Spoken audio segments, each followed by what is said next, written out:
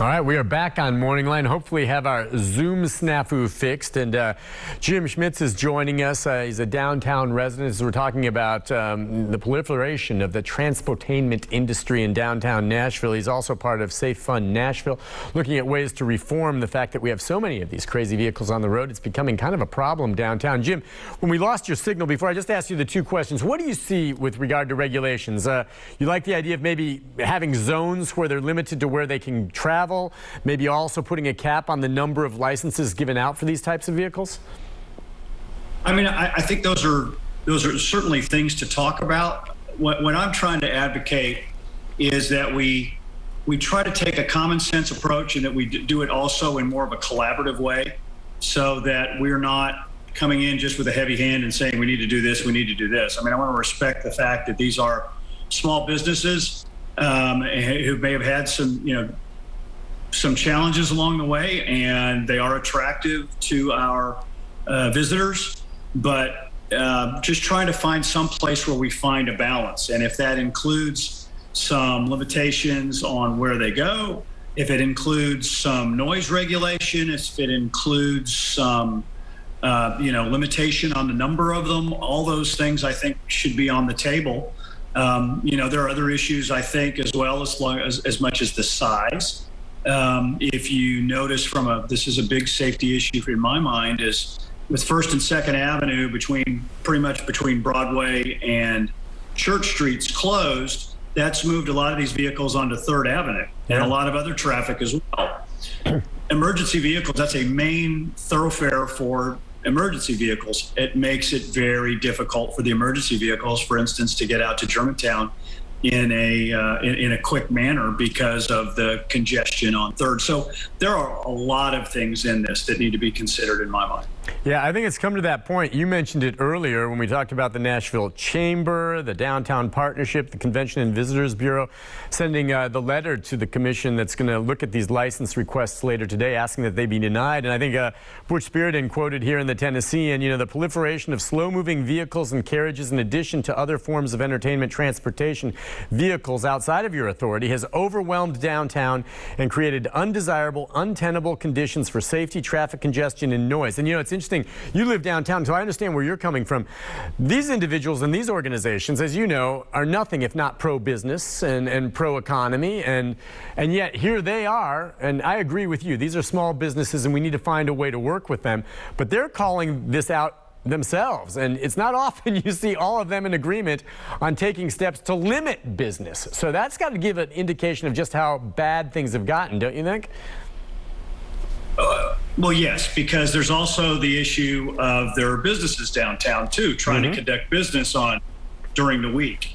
And I can't tell you how many times I've been in a meeting at a different, office here in town, and as my wife likes to call them, the woohoo wagons come by playing their music loudly and screaming and whatever. Outside, you're just like, okay, stop the meeting for a second while this drives by.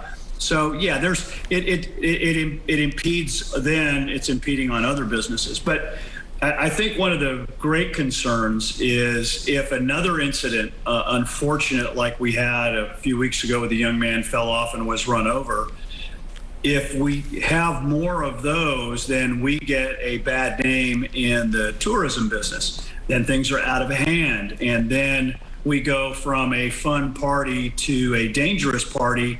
And, what happens to our tourism at that point? Gotcha. Listen, we've got a couple phone calls I want to take as we continue our discussion here. Let's go first to Ann. Ann, good morning. Hi, Ann. Good morning.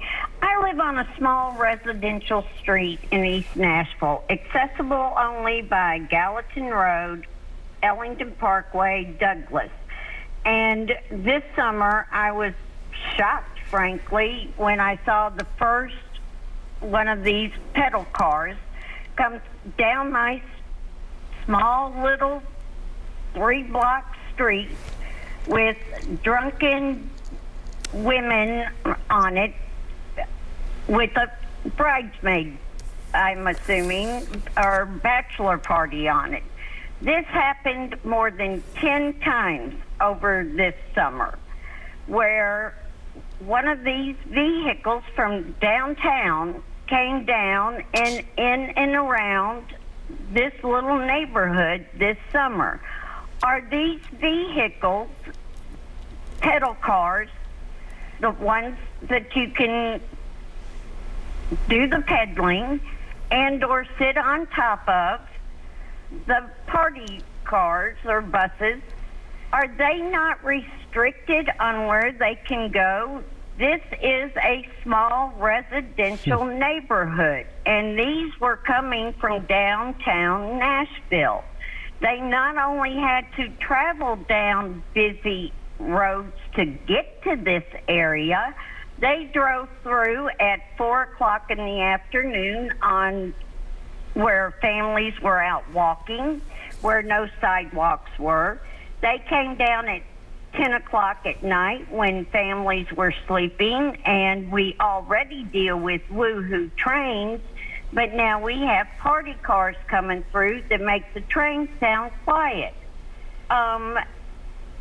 And frankly, my neighbors and I were just floored that they were allowed to travel outside the downtown district.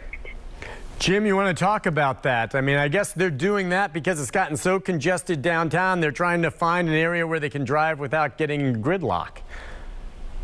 Well, just imagine what it's going to be like if these licenses today, for some reason, are approved. That would be, another 32 put on the street? Right. You're right. They got to find a place to go. It's clearly out of hand when they're going over into East Nashville.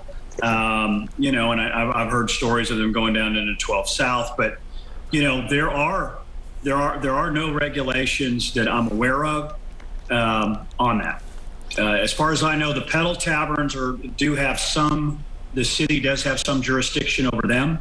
The buses and the tractors that are pulling wagons, that is a state jurisdiction. And we actually need to have, frankly, we need to have some state legislators step up and put some things on the books to allow local municipalities to manage these vehicles. Yeah, you're right. I'm glad you mentioned that. People are wondering, well, what do you mean by this? You can't regulate it. Now, state law prevents cities from regulating these vehicles, the buses and such, with 14 or more passengers. They can regulate some of the smaller pedal-powered vehicles as well. And I guess some of the state lawmakers have heard from folks like you and others, and they're going to consider maybe modifying this to allow states to further regulate it. Because she's right. Look. It's good fun, and thank goodness they're not driving, but the ones I witness have a bunch of obnoxious drunks in the back, okay? And going through a little neighborhood that's residential ain't cutting it. And I'll tell you where the violation is on that, okay? You may not be able to regulate the vehicle because it's a public road, but there's something called disturbing the peace and creating loud noise in neighborhoods. There's ordinances that prevent that, I mean, maybe someone needs to crack down in that regard. Yeah, I mean, there is, to my knowledge, there is no enforcement of those noise ordinances, and that's a problem. But look, the police are stretched; they've got a lot of other things on their. But that's something else that needs to be looked at, and look, if I were in the shoes of the owners of these vehicles, the ones that are running, I would be looking at a way to collectively find some self-regulation. It's, my experience is it's usually better to do these kinds of things for yourself before somebody imposes them upon you. And, there may be some out there that are actually trying to do some things to keep their vehicles safer. They ought to be standing up and cheering this on to get their compatriots to do the same. Oh, I couldn't agree with you more. And I wonder, I mean, we don't have a representative available to us from one of these organizations to talk about this today. I'm sure they'll be there at that meeting this afternoon. But do you have any indication yourself? Have you heard from any of them that they recognize that this is kind of a golden goose for them? I mean, I'm sure it's successful. I'm sure they're making good money because they're very busy. But if they don't self-regulate, they're gonna kill themselves. Because if they don't do it, someone else is going to do it, and it's going to shut them down. I actually have had one of the owners reach out, and we're trying to put together a time for us to get together and talk a little bit about this and see if there are some common sense ways we can work together on. It's just interesting. I was thinking in some ways, and I'm not even sure where it stands right now. I don't know how you felt about it, but it's gotten to the point. Remember initially when those scooters showed up in town a couple of years ago, you know, little scooters, electric ones all around, and there were a zillion all of a sudden, and then it kind of went away, and now you see some here and there.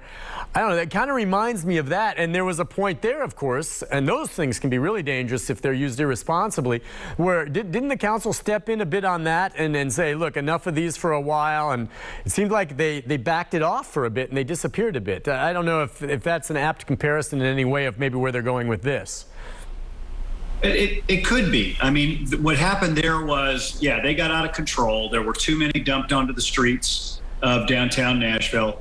The Metro stepped back and said, wait, we're halting all of these. No more. We're going to take and do an RFP, and we're going to select 3 providers, and that's it. Mm-hmm. And now that's what you have. You have 3 providers of those scooters downtown. Now, don't get me started on that issue, because it's amazing how many people can't read. It clearly states on the scooter, do not ride on the sidewalk. Yep. And I challenge you to find scooters that aren't riding on the sidewalks. I mean, but that's a whole different. Yeah. That's a whole different kettle of fish, as my mother used to say, and I'm not going there. I'm with you on that. I'm with you. Let's take another call or two. We'll go next to Dan. Dan, good morning. Hi, Dan. Good morning. Good morning. These shows always make me laugh a little bit because, you know, I live in what used to be a rural area, and I work downtown right in the heart of heavy traffic. And these party buses or whatever they are, you make a choice. I live in a rural area. I got to give things up, okay? My computer doesn't work that great. There are other things that don't work that great, but I love the rural lifestyle. So I give up broadband or better broadband than what I would get downtown. Downtown, they got the party buses. They are cash cows. You make the choice to live down there. With that, you can't have your cake and eat it too. There's going to be things down there that are going to be there to stay in a tourist industry town, and they're going to get that revenue whatever way they can. You have a traffic issue downtown. I get stuck in it all the time. And it's really not because of any of the party buses. It's other things that aren't enforced. Slow left lane drivers, people looking at their texts, people on their cell phone. There's a whole lot of stuff that I mean that the party buses are can't be blamed for everything. I disagree with the scooters also, and I was walking downtown, and it was just really inappropriate. But why not? It's not enforced. But I know that I have to give certain things up, given where I live. You want to live downtown in, you know, one of the major cities in the United States, Nashville, Tennessee. You're going to have to put up with some of this stuff, period. And you can't blame it on anything. Nobody cares about their safety. I mean, you can't come on in at all these different angles to try to get this thing stopped. Well, I can't get in this way, so let's talk about safety. Nobody really cares. Let's talk about traffic. Emergency vehicles can't get through. Baloney. There's a whole lot of other stuff you can control. Dan, point taken. I mean, I see the point he's making there. What would your response be? Because, yeah, I mean, a lot of those points make sense. I see where he's coming from, but it's gotten much worse. So there's got to be a limit at some point. But what do you think of what he says there? I mean, you choose to live downtown. This is a headache for you, and there could be nothing to stop you from potentially moving out of ways the way he did, because it's a sacrifice, a balancing act. No, I totally get that. I understand, and part of what my you know, is that on my personal side, on my personal concern is, yeah, I chose to move downtown, but when I chose to move downtown, this wasn't going on. This wasn't a part of it. Yeah. I bargained for something, but I didn't bargain for this. So that's the answer to that portion of it. You know, whenever anything gets out of hand or out of control, you've got to take into account and adjust for balance. And we talk about downtown Nashville being a great place to live, work, play, and invest. And it just seems we're out of balance. We're really good on the play. We're really good on the invest. But as far as a place for people to work and a place for people to live, we need to get that back into balance. And that's aside from the whole safety issue. And I totally disagree with him that nobody cares about safety. I think it was shocking to people of what happened to the young man who fell off and got run over. We never did hear. I haven't heard what the final. I hope he's recovered.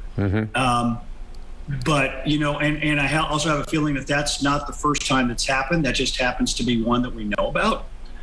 Would love to know from some Vanderbilt emergency room doctors, has there been more of this? But to say we don't care about safety, that's just dead wrong. If there are people getting injured in those, that puts a bad name and a black eye on the tourism for Nashville, which brings in, if you take a look at the sales tax revenue that's brought in for the state of Tennessee and for Metro Nashville, it's staggering. The amount that comes from downtown. And if people stop going to the hotels, they stop going to the bars because of safety issues on moving vehicles, that hits a lot of people, and we don't want that to happen. Gotcha. Again, like I said, I thought Dan made some interesting points, and I think most people do agree that safety is something we care about. But the other point is, hey, Dan, we hear you talking, and it's a business and it's downtown. But as I said earlier, you've got the Nashville Area Chamber, you have the Nashville Convention Visitors Bureau, you've got the Downtown Partnership, all which are very much pro-business and the like, saying what we see here is getting out of hand, kind of echoing what Jim has said. And for them to even come out and say something like this and try to play limit on a business tells you that it's gone too far. And I think we all would agree anything, no matter where you're at, downtown in a city or out in a rural area, things can get too much and need to be addressed through some regs. Let's take a break. When we come back, more of the phone calls. If you're on hold, stay there, and we'll continue our conversation with Jim Schmitz, who's with Safe Fun Nashville, talking about these transportainment and whether limits need to be in place right after this.